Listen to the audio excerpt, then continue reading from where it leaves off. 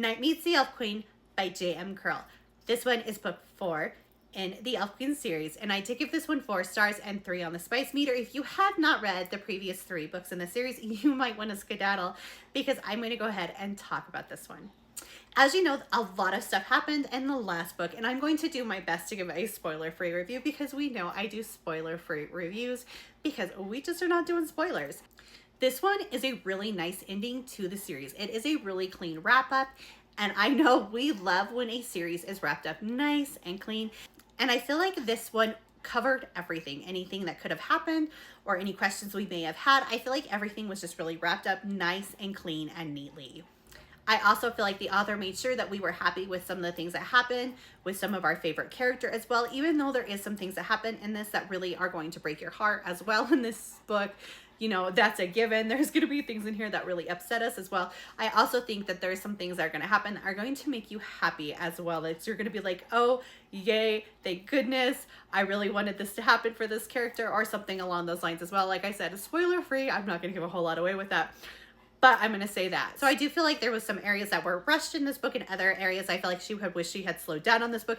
But that is me. But that is also because when I am really into an area that are like, I'm really into this area and I'm like so sucked into this book, and then it'll switch like a point of view or a whole different area or switch to an area in the book, and I'm like so set in that area.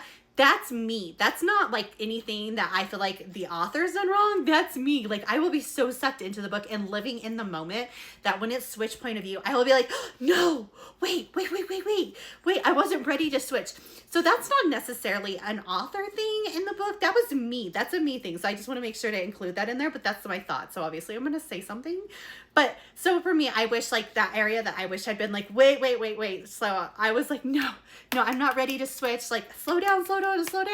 But then there's areas that she had, I feel like she had like, you know, focus too heavy on, and I'm like, okay, go back to this area. But again, that was me. Like, when I am so focused and I'm really heavily into that area, like, I was ready. I was like, no, wait, well, let's go back to this. Like, I'm ready for more of this, because everybody has favorite parts in a book that they really liked, and I did have my favorite parts in this book. Obviously, if you've read the previous books in the series, you know that she not only focuses very heavily on her romance, these books are so plot driven, and I felt like that is something that you are definitely going to continue to get in this book. You are also going to get the heavy romance, and you are obviously going to get very heavily focused on the plot.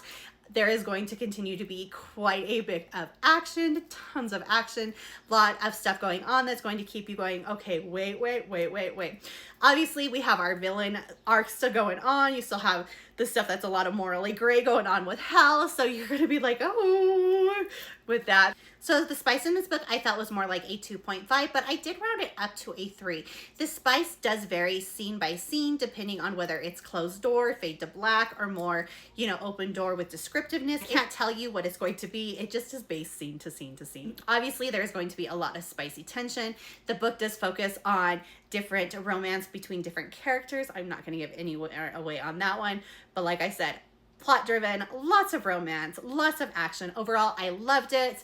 Obviously, this is a series I really enjoyed. It is now a completed series. This was a conclusion. If you have not checked this series out and you are just kind of peeking in and listening because you know it's a spoiler-free review, I would highly suggest checking this series out. Like I said, it is one of my favorite series. So I am like, hey, if you love magic, if you love heavy plot twists, if you love things getting thrown at you that you do not expect, I would heavily suggest this one because I absolutely love this series. If you have read the other 3 books, I would suggest checking this one out because I love this one and I think you just might too.